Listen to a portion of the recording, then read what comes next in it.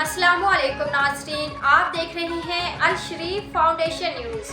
सबसे पहले चौधरी परवेज इकबाल की रिपोर्ट के मुताबिक डीपीओ जेहलम नासिर महमूद बाजवा की हिदायत पर आतिशबाजी का सामान फरोख्त करने वालों के खिलाफ क्रैकडाउन जारी। आतिशबाजी का सामान फरोख्त करने वाला मुलजिम गिरफ्तार।